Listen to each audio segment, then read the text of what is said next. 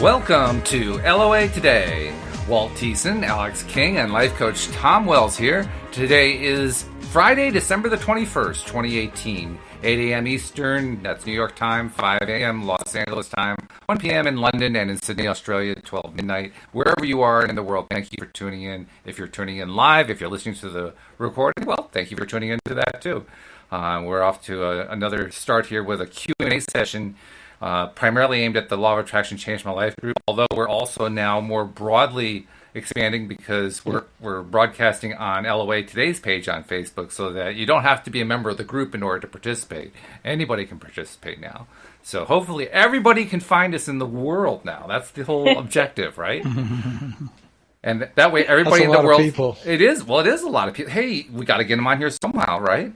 And besides, you might as well. Besides, we've got to debut Alex's hair because she's got it all combed out today. So, you got to make sure that it's everywhere, right, Alyx? I mean, otherwise, how can you show it off? The color that it is this week. Oh, the color of the week. I see. Dark blue hair. I want hair this color, the darker blue. It's cerulean. Cerulean? That is? Cerulean. That's the name of the color. Okay. From which star? Which star do you come from? I don't know. She's the star of the show. Like a name of a star. Yeah, she's a member of the Cerulean Foundation. They're invading the Earth's solar system, right? Right. They're going to turn everybody's hair blue. I can totally see Alyx on Star Trek. I could do it. Yeah, I could see that. That'd be good. Even though I've never seen an episode, but yep, I could do it. Oh, you haven't? It's so old school now, right? I mean, it's like they've redone it so many times. Yeah, so. I know they have. Yeah, but I've actually run into other people who have never seen it ever. Well, I'm blown away that the Queen of TV has never seen it. I mean, she does reviews of TV, and she's never seen it. That's the part that blows my mind. Like, you got to be kidding me. Well, that was before. It came before I was a TV fanatic. Ah, okay. Well, that's a reasonable excuse. I'll go with that. I would say I'm a second generation Trekkie, though, because my mom's a Trekkie. Ah, okay. Well, then ask her how to use the blue hair, and whether or not blue is actually the appropriate color for a Star Trekkie. Okay. So I can see people are starting to filter in. This is, again, a Q&A, and if you have any questions or comments you want to include on the conversation, please do so if you're listening to the live stream anyway, because we'd love to have that kind of participation from our audience. And I was trying to think, what's the topic for today?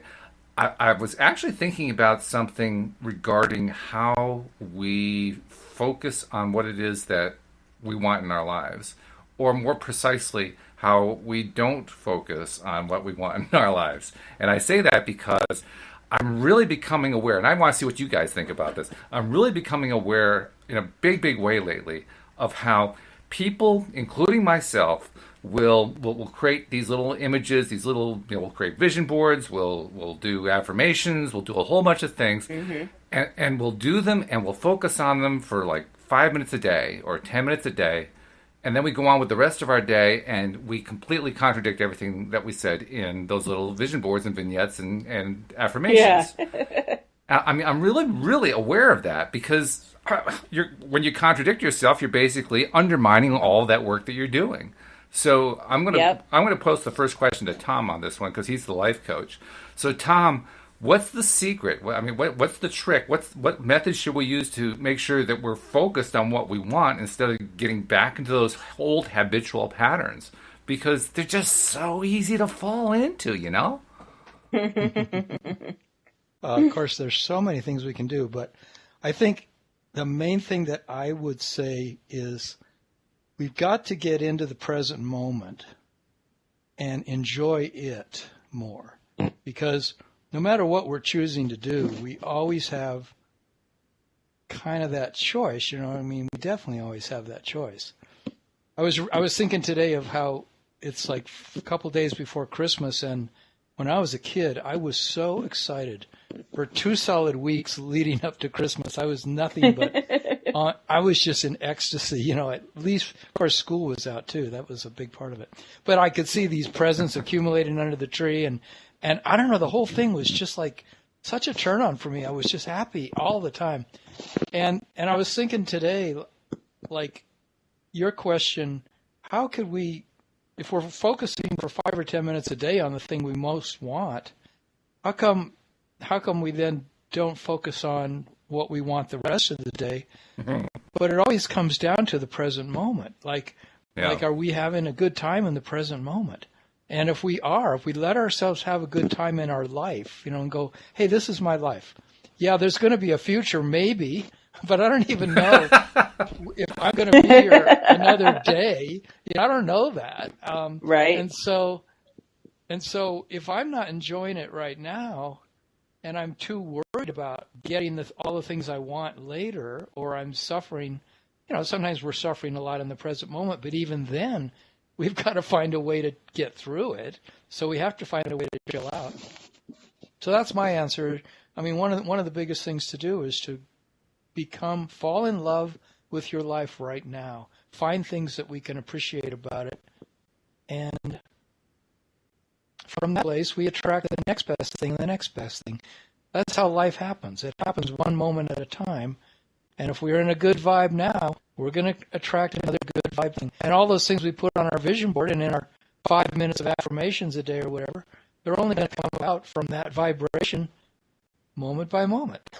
That's a good point. That's the only thing we're trying to learn is, how can I be happy right now? How can I relax? Even if I'm not happy, how can I chill and enjoy whatever emotion is coming up, because it's teaching me something. Everything is happening for some divine reason. So there's something beautiful about every moment. How can I find a way to relax? What do you think, Alex? Has you got it, or is there more to it? No, I think you got it. Okay. Oh, Alex, you must have another insight. I think it reminds me of what Carlos was saying on the podcast on Tuesday about how we need to take action towards what we want. So we need to do things like for instance, if you're trying to manifest, I don't know, somebody had said they manifested a new computer. So to take the steps to manifest, you might want to look up the computer. You might want to look up how much it's going to be. Start manifesting that amount of money, things of that nature, and then it'll snowball, like Tom said. Okay, and I have often thought the same thing myself, but I'm also becoming really cognizant lately of the Abraham Hicks metaphor of the boat on the stream. And there's the upstream, there's the downstream. Upstream is where we're trying to row to. But the problem is that everything we want is downstream. So all we have to do is let go of the oar. The boat will turn and it'll head right downstream to where all our stuff is. Which makes me wonder, how much doing are we supposed to be doing? In other words, or more, put it another way, what doing are we supposed to be doing? What's the doing we're supposed to do? Are we supposed to be figuring out how to get there? Or is the doing that we're supposed to be doing, along the lines of what Tom was saying, just doing it because we're loving doing it? We've already decided, we've already put there what we want. Okay, so we let go of the oars, and then we start partying and feeling good while the boat turns around and heads downstream for us. That's where I'm kind of leaning right now. And yet that kind of flies in the face of what you're saying. So, and I agree with what you're saying. So I'm torn. I guess I'm saying I don't know which way to answer. I think it's more the downstream, but I'm not 100% sure yet. So anyway, I when also you're going have... downstream. Oh, go ahead, Tom. Oh, go ahead. No, go ahead. I was going to say, I thought of it the other day, that when I'm going downstream, I still... down a lot of rivers in the Colorado, Utah area on river trips, and when you go downstream, you have to watch the rocks, and you have to watch the walls of the canyon, and for rapids that could be certain areas you don't want to go through because it could tip over your raft. And so there's always a little steering involved. And so what I look at is that, it's like, am I steering my raft at the same time as I'm relaxing about the ride I'm on?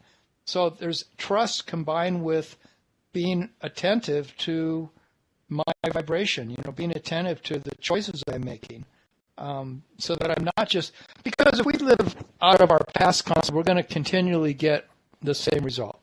Like if we're acting just on what our past has taught us to be afraid of, or to be angry about, or to be whatever focused on, it all comes down to what we're focused on, we're going to get more of. And how can we focus on these things that we want to see unfold in our lives without feeling like we're constantly trying to make this effort that is taking us out of the present moment where we can't enjoy because we're trying so hard because we're so worried about the future, So somehow we've got to be in a place where I think the future does unfold for us just beautifully when we're very relaxed and chilled, but we also set those intentions. We also have those visions that we put on our vision board, or that, but like Seth says a lot, they say these affirmations and then let them go. Or, have those visualizations for 5 or 10 minutes, then let them go. So there's something about this, you make your effort, but then you let go. It just seems like it must be just a dance, and we come to enjoy that dance. But getting our focus off the past is huge. I mean, because if we're always just doing the same thing we did yesterday, we're going to get the same result today.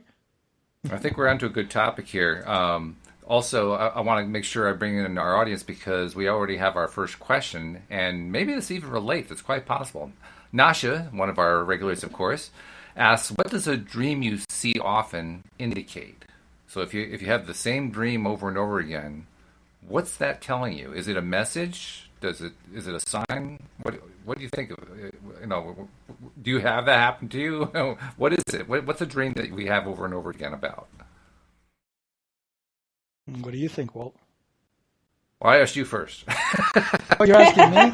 Or you're asking Alyx? Okay. Well, I'll ask Alyx then. Because Alyx hasn't got enough airtime lately, so I'll go to Alyx. Alyx, what does it mean if you have a repeated dream over and over again? It just keeps coming back. What does that tell you? Is it a message? Is it something that your subconscious mind is just kind of spilling out? I mean, what is it?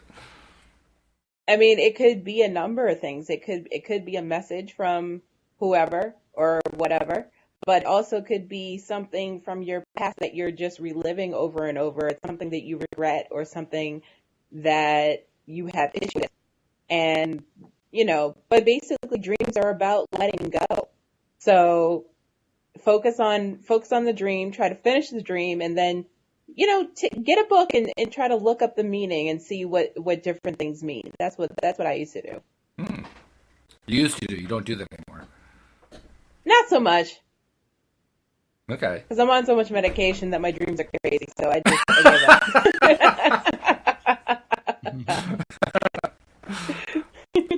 Well, that's also another indicator right there. Maybe an indication you're on too many medications, but nevertheless, I understand. Yeah. I'm actually on medication for dreaming, so. Are you really? I am, yeah. It's called Prozocin, and it's for PTSD nightmares. Huh. So, yeah. It helps me have better dreams. Wow.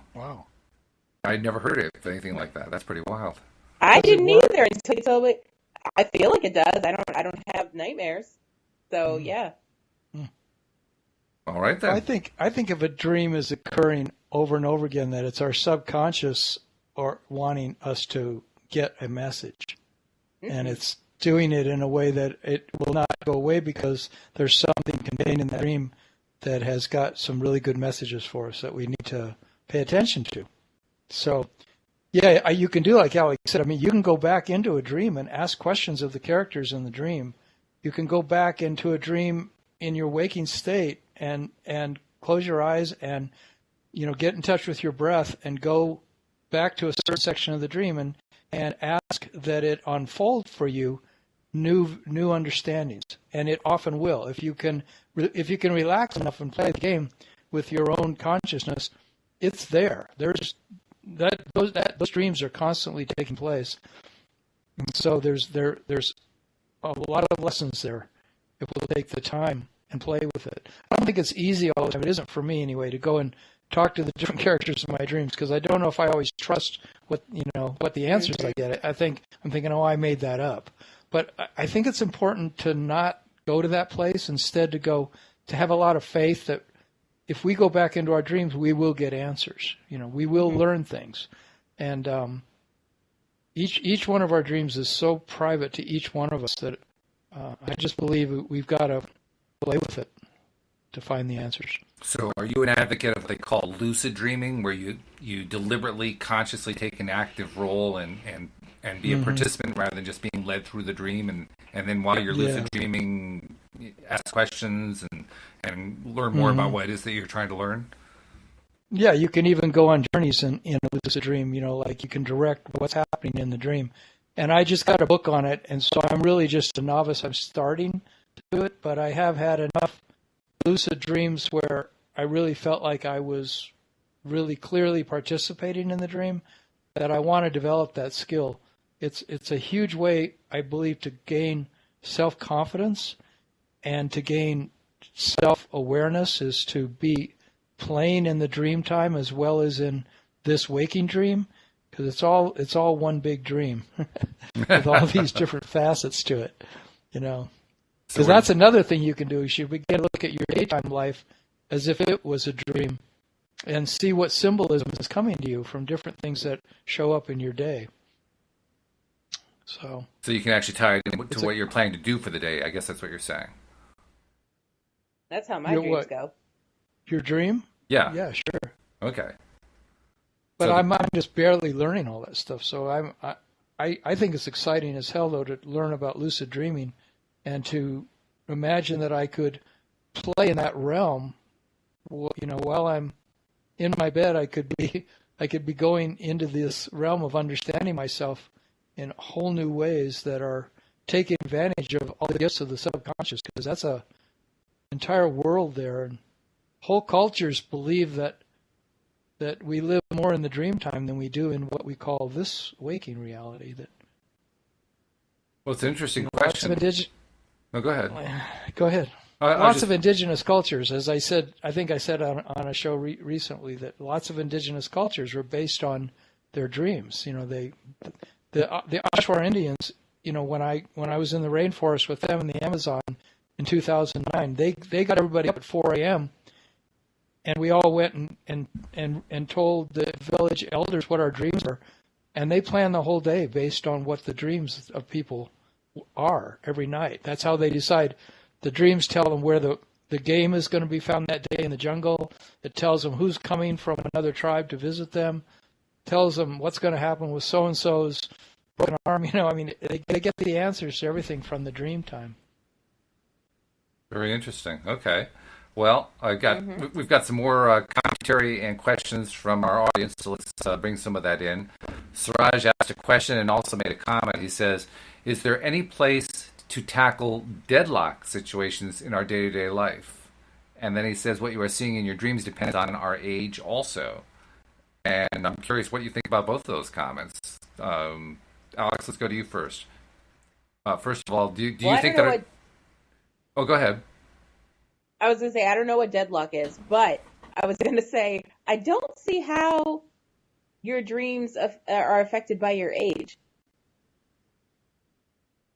Like, I don't know that. Well, I'm only 35, so I don't know that to be true. But, but I guess no, you do dream different things when you're a kid. So yeah, you know what? That does make sense, actually. Okay. All right.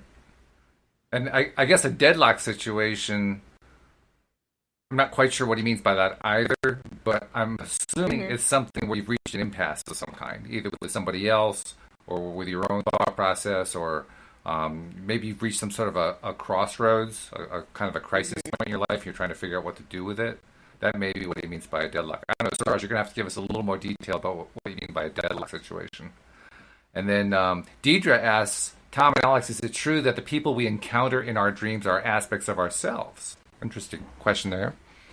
What do you think, Tom? I think so. Alyx, go ahead. You first. I think so. I think they can be different versions of ourselves, but also,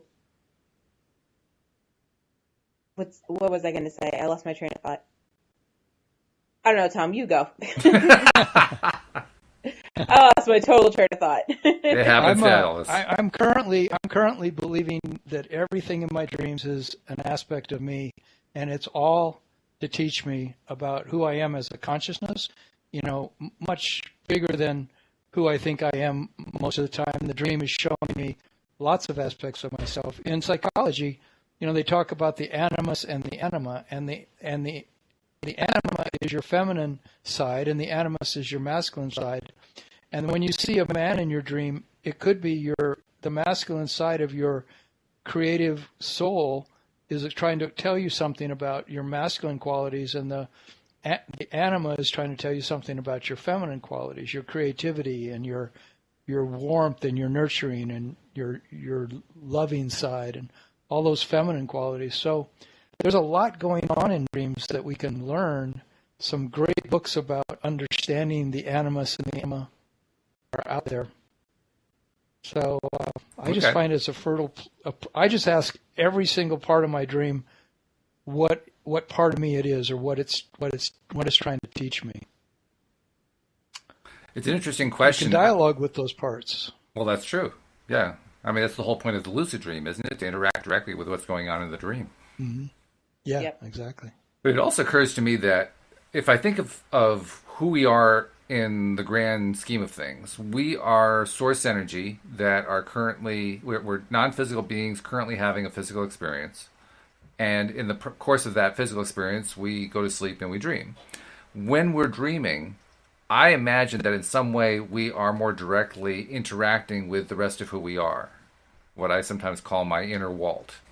And in the course of doing that, since we are all connected through that source energy, I think it can also be said that when we are experiencing aspects of ourselves in our dreams, we are also experiencing aspects of source energy in our dreams. So, like, for instance, I've had dreams where I met family members who have passed on. Do I think I actually met with those family members? Yeah, I think I did. And was that an aspect of myself? Yeah, it was, because I'm connected to all of it. So I think it's both, actually.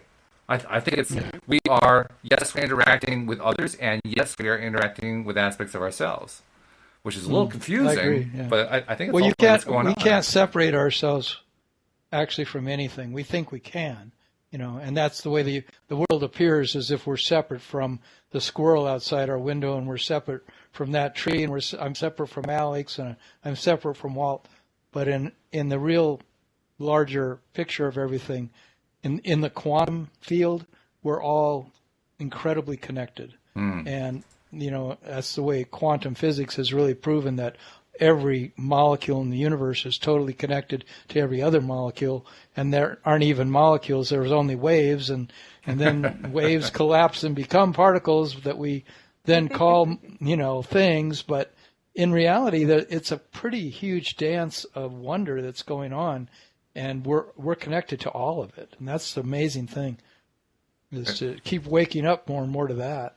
Yeah, it truly is amazing. I have to say that, and I'm still learning day to day even what it all adds up to. I mean, I feel like I get little pieces of it, and it starts to make more sense, and I say, yes, I've got more understanding of it, and then I think about it some more. I realize I got a whole long ways to go here. I still don't have it all down pat. I don't know if we ever will. We may not. I don't know. I was just going to say that. Let's see. And then Nasha says, I see in my dream a secret part of my house. Oh, that's an interesting one. And it's hidden. That's awesome. And it's so royal, and it's mine. And I'm the head of my country, and Lady Diana is presenting the West. Okay? I like that. That's great. Lady Diana is presenting what? The West. The West. West. Yes. Oh. The western part of That's the world, awesome. so-called. Yeah, that's pretty cool. I like that metaphor, that description there. I see in my dream a secret part of my house. I never even thought of the idea of a secret part of a house. And it's hidden, and which makes sense. Otherwise, it wouldn't be secret. And it's so royal, and it's mine. What a great description. Talk about making a huge, wonderful deal about this little secret place in your house. And it's in your head. Yeah. That's pretty cool. I like that. Very nice. You can write poetry anytime you want to, Nasha, as far as I'm concerned. A lot of shamanistic cultures speak about the lower world and the middle world and the upper world, and that we're living now in this 3D reality is the middle world. But there's also a completely lower world and a complete upper world. And in our dreams, we often go, like I'm often in a big place, like a giant arena or a big forum or a big airport or something, and I go to different levels. And sometimes it's been really clear to me that I'm going to different worlds where there's a different consciousness is determined in different ways depending on the world that I'm in. And there's a lot to be learned in those different worlds, according to the shaman that I've worked with. So Right. there's a whole adventure that awaits us in the unconscious realm. Apparently. It really is. And that's why these cultures believe that's really where we live. We live in this super expanded universe that's way beyond, and when we begin to include our dreams into our day-to-day life and we sleep less, the veils between the worlds start to get thinner, and we start to experience more of who we really are as infinite beings. And we're less and less feel like we're just playing out the way we grew up. We were so conditioned to believe what this world was because our people who trained us, our teachers and parents, didn't have a concept of this unconscious realm and what really exists in the world.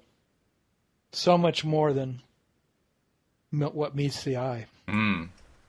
Well, apparently we've struck a nerve with Suraj because he wants to know more about what we're seeing in dreams. So let me read what he says, and maybe Tom, you can address it from your perspective and from what you've learned by interacting with these shaman and so forth. He says, if you could just give us some examples about dreams, what we see in our dreams, and how it connects to our daily life. He wants some discussion with examples, like if we see lots of flood water in our dreams, or we saw lots of money in our dreams, what's that all about? So he wants some explanation. I don't know if we can give that to him, but what can we tell him, Tom? Well, I think the main advice I've heard about dreams from people who seem to know a lot, and this has worked for me, is that it's all up to us. It's all up to us what those images mean, and we're the ones that have to discover that. And we have to sit with it and take the time and go back into the dream. Now, we can work with a group. There are dream groups. And if you work with a group of people, they can help you go into your dream. And if you invite them to do that with you, and they can literally close their eyes and see what their experience is when they go into aspects of your dream. And there are whole groups that meet to do that.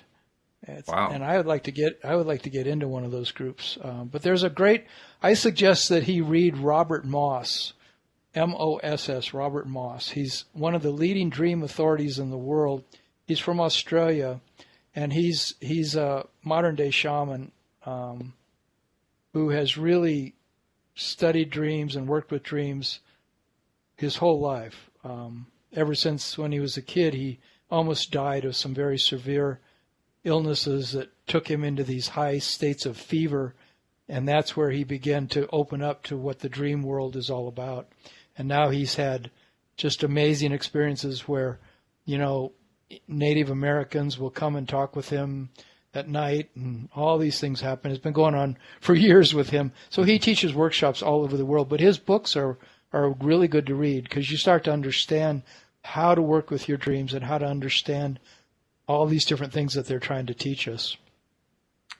Very cool. So it's a whole world of possibility. So, Alex, do you have anything to add? I'm really making a point now. I want to make sure that you're more involved in the conversation because you do have a tendency to kind of fade away and just, be the background laughter. So, got anything you can contribute beyond what Tom said? No, I don't. But most of the time it's because I'm actually learning from what the conversation that's going on. Yeah, you and me So both. Yeah. That's the beauty of being the main host, because when you're learning something and you're not really quite sure what to do with it, you just dish it off to the expert color commentator, in this case Tom Wells. It makes it very simple. There's a cool statement that I learned in working with dreams, that if you're listening to somebody else and you want to get their opinion on your dream, you say if it was my dream.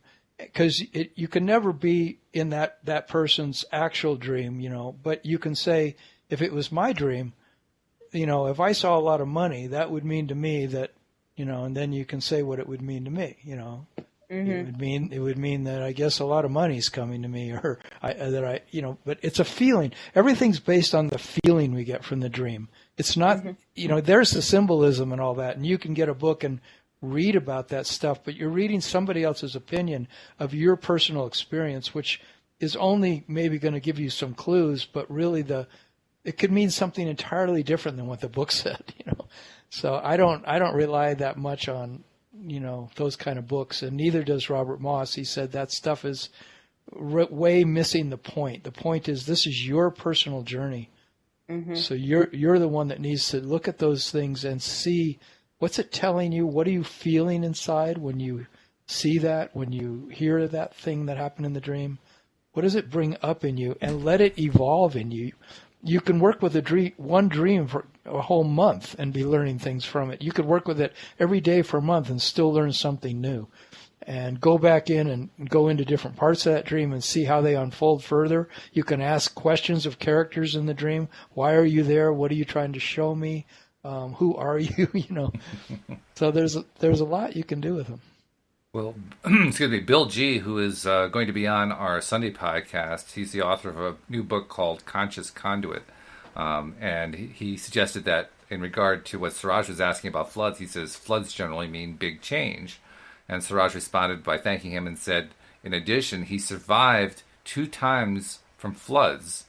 And he says, that may be why I'm seeing it in my dreams. So you may be onto something there, Suraj. Yeah, I would think so. If you've been through floods, that can be, that's a pretty strong event. That's an event that's going to stay in your mind quite a bit. So, of course, that would make a lot of sense.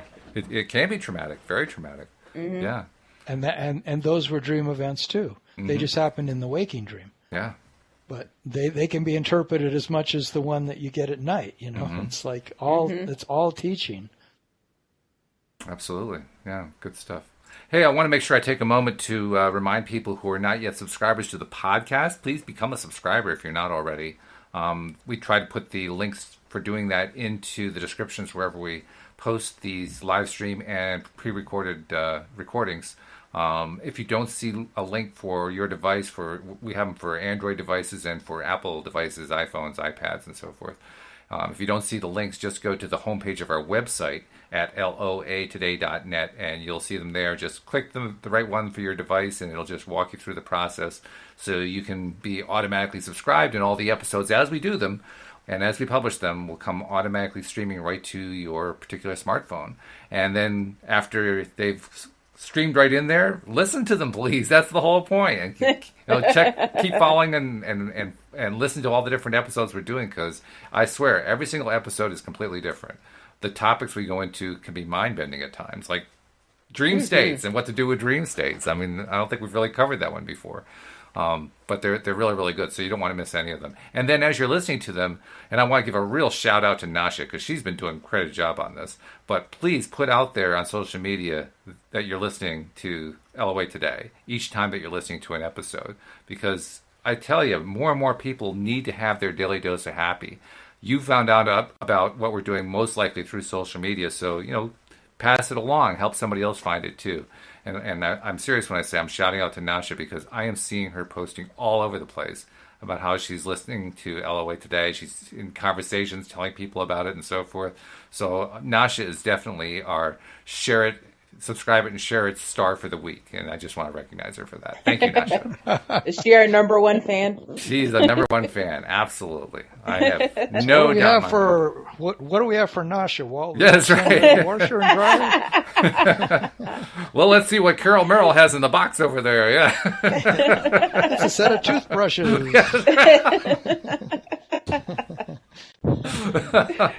Oh, that's funny. But keep those questions coming in, too, because we're loving talking about this stuff. I mean, you guys are the ones who set the agenda today. I don't know if the audience realizes that, but we had no real intention about talking about dreams particularly, but you guys took it in that direction, and look what came out of it. That's what we were talking about. That's what we were talking about at the end of last week. Well, that's true. I think so. Some people remembered that and wanted to get back to that topic. Well, then... All right, good for them for carrying it through like that. I mean, I have trouble carrying through a topic from one day to the next. You carry it on for a week. Good on you. Nice going. I like that. That's because you're on twice a day. I know. It's a little bit disorienting. Like, what did we talk about Thursday? What did we talk about Tuesday? I know we did a show. I'm sure of it. But they all kind of merge together. For you. They do, yeah. But you're becoming enlightened in the process, I'm sure. I think I am. Mm-hmm. Yeah, I'm learning a lot. Well, that's where my original question came from today. It came from all this stuff that I've been absorbing while doing the podcast, from talking to all of you guys. I got so many wonderful co-hosts who do these shows with me. And you all have terrific perspectives and ideas and thoughts on how all this stuff works. And so I'm just kind of like, I'm the accumulator. I kind of accumulate and aggregate it all together, and I'm trying to filter it down to what the essence of the whole thing is.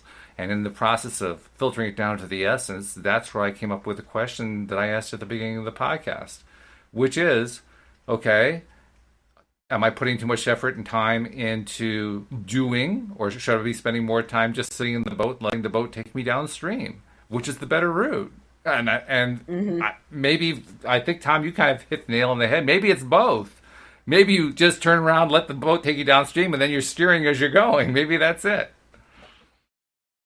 And Abraham would always say, if it feels like efforting, then you're not going in the right direction. That's true. So that's the rowing upstream. Right. So if you're stressing out about what should I be doing in order to get what I want in the future, if you're trying really hard all the time, that's clearly rowing upstream.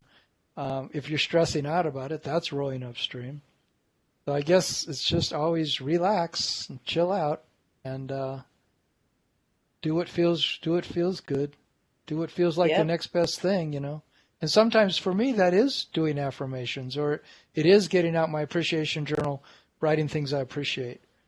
But to underpin the whole thing is meditation. You know, if we're doing meditation, I think we more and more find that balance naturally throughout our day, and we don't even need to be thinking about it as much. But I know the feeling of, God, I really would like things to change in a certain area of my life. And then we think, well, I better really apply myself harder. You know, I better try harder, do a little more effort, you know, so that things will change. But it is a total balance. It's like a dance. It's like learning how to finesse the balance between effort and grace, you know, receiving and projecting into our environment. You know? Now, Suraj, this is Siraj as opposed to Suraj. Siraj is asking, how effective is lucid dreaming for making changes? Which is kind of what you were alluding to earlier, Tom. I mean, can you really make changes in your life through lucid dreaming by playing an active role in the dream? And if so, what kinds of changes can you make? The people that I'm trying to learn from say definitely. You definitely can, because it's no different than your waking state. You can always affect things, and I think you can make all kinds of changes through the dream state. I'm too much of a novice to answer that question authoritatively because I don't have a lot of direct experience doing it. Yeah. But working with the dreams the way I am working with them, I'm changing my life. You know, because I'm learning things about myself that are very relevant to what's going on in my life right now. And I'm asking before I go to sleep at night for that insight to come through my dream. And it often does, as long as I'll take the time to get up and write those 5 pages down, you know, of what the dream that came in, and then sit with it, read it again, go into the dream, ask questions. I can learn a lot, and I do. That's what I'm doing that a lot now. But the lucid dreaming is brand new to me, so I'll see what I can do with that. Yeah, I mean, personally, I don't have a whole lot of experience with it. I've had one successful lucid dream in the past 3 or 4 years, and that was just a few weeks ago, and it lasted about 3 seconds. So I'm far from mastering the ability to be in a lucid dream. I mean, do you have any experience with it, Alyx? Have you been able to do any lucid dreaming and maybe do something with it? Not on purpose, but yeah, I've done it.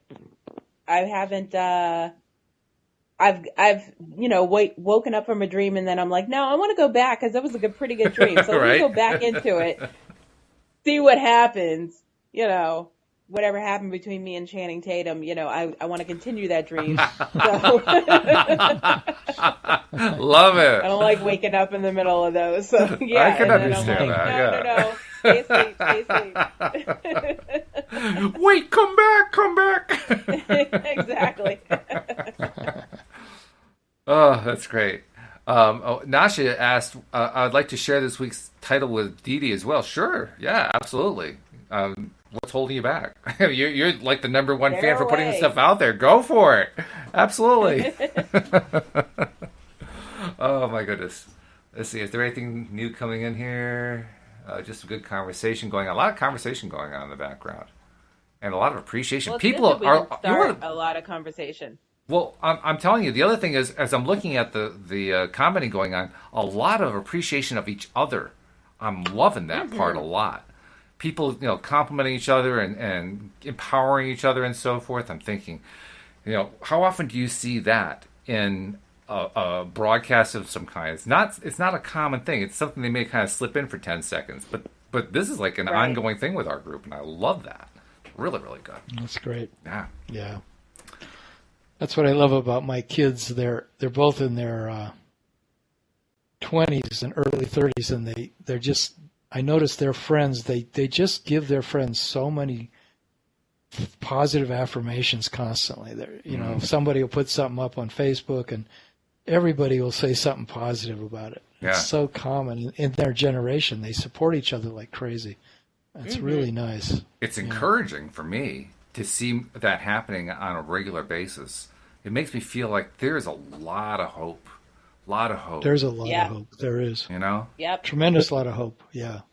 When we take our focus off what's going on in politics and those things that used to be the bellwether signs of what's going on in the world, and they're important still, but I think the grassroots is where all the change is really taking place. It's things just like this, It's like other human beings talking to other human beings and supporting each other and affirming the fact that we're all infinite beings, We're not determined by what a handful of other people are telling us what we can and can't do. We're really in control here. Each one of us is a universe unto ourselves. Now, Nasha's added another comment that I think a lot of people could identify with. She says, I wrote about my dreams so that they can come true. Because that's what people often want. They want their dreams to come true. And especially if you can be dreaming the dream that you really want. I mean, yeah, that's what you want. You want the dream to come true, right? Mm-hmm. So what can we do about that? Is there an activity or a process we can follow to help encourage our dreams to come true in the sense of what we're dreaming when we're in the dream state? I would say start doing what you're doing in the dream. Like act it out. That's what I would say. So use the dream as an impetus and say, okay, it's not just going to be what's in the dream. I'm going to turn it into my real life as well. I'm going to yes, carry on the next scene, so to speak. Exactly. Okay. That's one of the things that Robert Moss talks about in his books, and he said that he's learned that from indigenous cultures, that when they have a dream, someone in the village, they act it out. They either dance it, they sing it, they do a play about it, they do something that shows the things that were happening in the dream. They bring them into their day-to-day reality. It's kind of a challenging thing to do for me. Like I'll have a dream and then I'll act out parts of it, in my living room, or I'll do a dance about it. I mean, I was doing that the other day, because I had this really crazy dream that went on, and I was just running in the dream constantly. I was pushing myself and pushing myself and pushing myself. So in the morning I got up and I did that in my living room. I ran around and acted that way, because this is what Robert Moss said to do. And but yeah, it definitely puts into my consciousness. It makes it more clear what the message of that dream was. About that particular message was how much I pushed myself to try so hard to accomplish things, and realizing that it's just how much it beats me up and wears me out.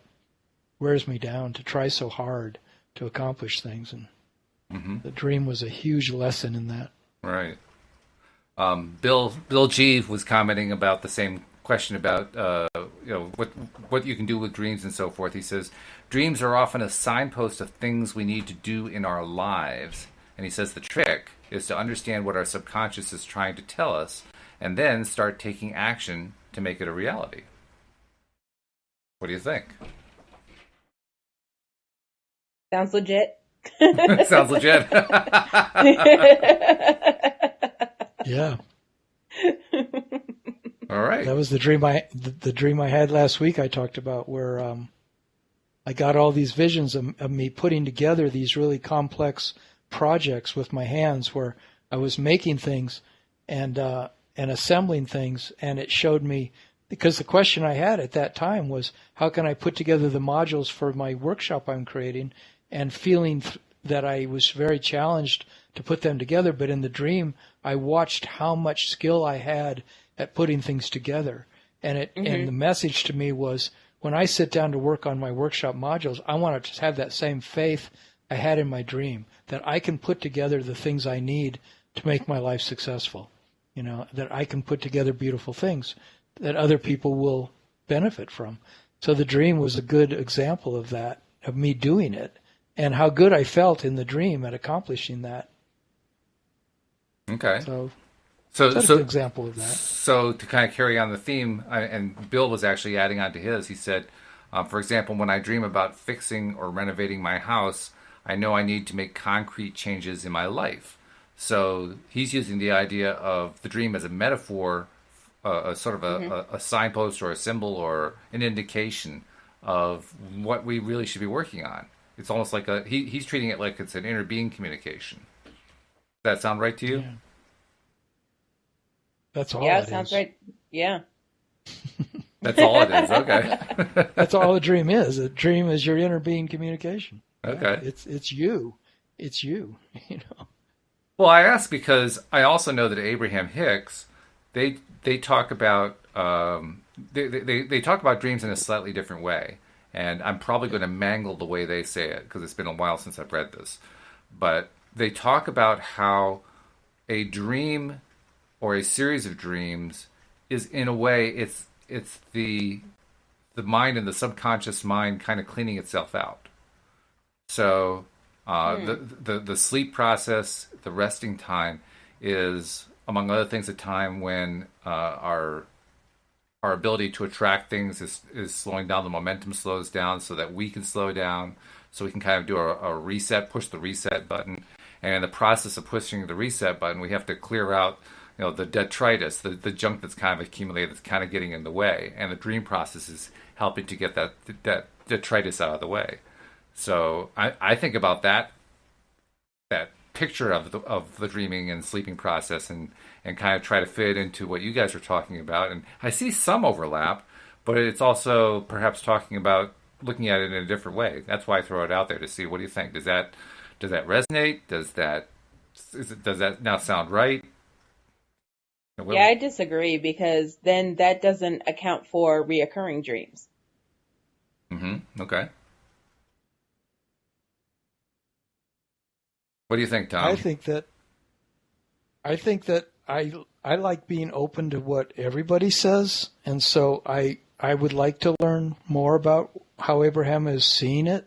But I also notice, like when I read Seth, which is another channeled entity just like Abraham, they seem to have a huge emphasis on the power of the unconscious and the subconscious, and how much those realms are constantly communicating with us, and how we live totally in that realm as much as we live in what we call our 3D reality when we're awake, supposedly. So I like to learn from Abraham too. Like if they're saying it's a certain way, I just want to leave my door open to all of it.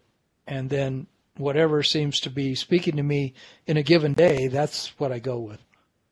So right now I'm really looking at dreams as being rich fields of possibility that I can learn a tremendous lot from. Okay. They're very fertile fields of unconscious, wellspring of good stuff coming out of there. I have to say, I still feel a little conflicted about the whole topic. And I say that because, on the one hand, we're talking about getting information from the other side, inner being, higher self, whatever you want to call that. On the other hand, we've talked about like the Abraham view of, it's just kind of cleaning out the subconscious mind. It's It's pushing the reset button. And then there's the idea of taking the dreams and applying them in our real lives and using it as an impetus for making changes and like Bill G was talking about, like it being a signpost of what it is that we need to work on. So there's all these different aspects going on. And as I try to put it all together, I don't know. I feel like part of the time it's almost like I'm being pulled into, well, here's what my higher self wants, and here's what I want, and here's what... I don't have a complete integrated whole going on in my mind. I guess that's what I'm trying to say. And so I'm not really sure what to make of the whole thing. Plus, there's also that piece of me that says, well, here we are once again trying to take advice from non-physical beings about how to live in a physical world. And I'm thinking, wait a minute, there's something wrong with that one too. I mean... There's a reason why we're the physical beings. There's the reason why we're here, you know? Certainly, us being here gives us a degree of expertise in what it is to be living in the physical world. So how do we tie that in? I don't know. I still don't have a lot of answers. I've got a lot of questions, not too many answers. Well, that's probably good.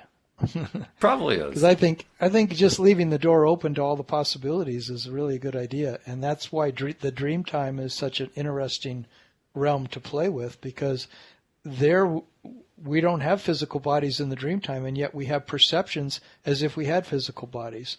And people who do out-of-body travel say that when you're in those other realms, you know you don't have your eyes there with you, but you're seeing. You know you don't have, your other senses there with you. Now, according to these people that travel out of the body, they say that you don't smell when you're in that other realm. They don't anyway. But they do see, and they do have certain feelings, like when you make love. This Bob Monroe, who did a lot of out-of-body travel, he's one of the pioneers of the whole experience, and he said when he made love in the other realm, it was much more ecstatic and incredible than it was in the 3D realm, but it wasn't the same. It happened in an instant, he said. So he would meet a woman in the other realm, and they know that they're making love, but it happens within what you would call seconds in this realm, and yet he would have more ecstasy than he ever had making love in this realm. So it was like, okay, so there's just a lot of possibilities out there. There's a lot more going on than we think. And that's why I love the fact that so many indigenous cultures relied on the dream time, and it's huge. Like the entire Aborigine population of Australia, lives in what they call the dream time. And you start reading their accounts of it, it's amazing, and there's a seamless web between the dream time and what we call our 3D reality. They're not separate. There's an amazing thing happening all the time, but because we've been so conditioned to think of this realm as limited by what we see on television, what we see in movies, and the way we were raised, we think that things are very limited, and they're not. I just feel like I just want to expand my consciousness to begin to include all of it, Well, for me, that raises a question about perception. We talk a lot about how perception plays a major role in our waking lives, our conscious lives, and that we each have different perceptions. We have different perspectives and points of view, and those points of view and perspectives make life interesting, first of all, because we all have different ones, and second of all, they inform the way we're going to understand what it is that we're interacting with. Well, why can't the same concept apply to the dream state? And I say that because I was talking with Jamie, who's one of the admins of the Law of Attraction Changed My Life group. We were having an online discussion on a post that she put up because she was talking about helping people who are not good at visualizing to learn to visualize better. And she had this little exercise with visualizing a pencil, and I tried the exercise knowing full well that I've had major issues with it, but I figured, okay, let's give it a shot, and it just didn't work for me, and that's what led to our conversation. And I pointed out to her that I experienced what is now called aphantasia, meaning the inability to create images in my mind. And most of the time I can't create any images. Sometimes I can create really, really dark, faint images. I can't generate these big images. And I thought for the longest time that's the way it was with most people. And then I found out there are people who really do see complete images in their mind, and they're bright and they're brilliant and detailed. And I'm thinking, I'm so jealous. I want to see that. Why can't I see what everybody else can see? You know, but it did bring to my understanding and my conscious awareness the fact that different people have different levels of experience when it comes to visualizing. So if that's true in the waking state, isn't it likely to also be true in the sleep state? So isn't it likely to be true that different people are going to have different perceptions about what they can see and hear and smell and taste, and what that is like to even experience all that stuff in their dream state? What do you think? I mean, do you get the feeling everybody has the same kind of dream experience that Robert Moss was describing? I'm not so sure. Well, I say obviously not, because we're getting different views from different people. So so I don't. We obviously to have different perceptions and different perspectives of what's going on in the dream state. So I agree. I mean, when I dream, my dreaming is a lot like my ability to consciously imagine. It's pretty dark. There's not a whole lot of imagery going on. There's action going on. Is bright and vivid. Yours is? Okay, yeah. And are you able to normally create images in your mind when you're in your conscious awake state? Do you have nice vivid images when you do that? Yeah. Yeah, okay. So there's a correlation, I think, going on there. What we're able to do in our waking state is probably the way we're going to dream in our dream state. And be open to the fact that it can change. Well, things can really change. I'm working on that. I really want that. Yeah. I mean, I've talked before. And just to be receptive to that, and to have a sort of a prayer. I sort of just keep a prayer in my heart, and I'm always trying to communicate with whoever my guides are, whoever the people, the beings are in that other realm that are helping me and want to assist me constantly, to just keep opening my heart to receive, to receive impressions, receive visions, receive whatever it is I need. It might come as a feeling. It might come as some words that just come in my head, some thoughts, but it might come some night as a brilliant dream that just teaches me amazing things. And I've had that happen, already in a number of ways. And I feel like I just want to stay open, just always stay open and have a prayer out there, a request in my heart. Show me, I don't know what this life is. I don't know who I am. I don't know the journey I'm on, but it seems like it's an amazing, infinite journey. So if it's full of possibilities, then show me, show me things, open my heart. If I can have more abundance in my life, let me have it. If I can have a better relationships, let me have them. Let me be open to it, so I can receive, Yeah. Like Abraham said, 100% of our job is our receptivity. It's like that's 100% of what we're trying to do, is to be allowing this stuff to come into our lives. So. And speaking for myself, I have been doing that. I've been doing it. I was before asking for like a really big change. Like, I want to see all the detail and all the color that everybody else is seeing. And then I realized that I didn't believe a word of that anyway. So I had to come up with something much more simple. So I've now limited it down to something that I feel more confident I can believe in. And that is, I just want to see blue. Just blue, like a blue sky, So show me blue. And I'm actively able on occasion to get myself to imagine blue and to think what blue looks like. So I figure that's like the early baby steps that I need to take in order to climb out of the safe Fantasia hole that I'm in, and maybe turn it into a point where I can be a vivid imaginer. Because, I keep thinking to myself, boy, if I could be a vivid imaginer, I'll bet you I'm even better at this whole attraction thing than I am right now. And I'm pretty good at it right now. But what happens if I can add that component? I think, whoa, that gets really exciting. Yeah, it's all learning, isn't it? We just never were taught these skills. We should have been taught them starting in grade school, how to visualize and, how to have good relationships with people, all kinds of things we could have been taught. But now we're learning them as adults. Well, the good news is the now is eternal, so we're learning now, and that's the main thing. Yeah. And I just learned that we ran out of time for the day, so we're going to have to do some more learning next time. But But it's been great. Thank you so much for your contributions. Thank you to our listeners who are listening to the live stream for all their contributions in the chat, because we really, that became a big part of what we're talking about here. And we hope that you come back next time. We actually hope all of our listeners come back next time as well. And before I say goodbye, I want to make sure I wish Alyx and Tom a Merry Christmas, because we won't be talking until after Christmas. Walt. All right.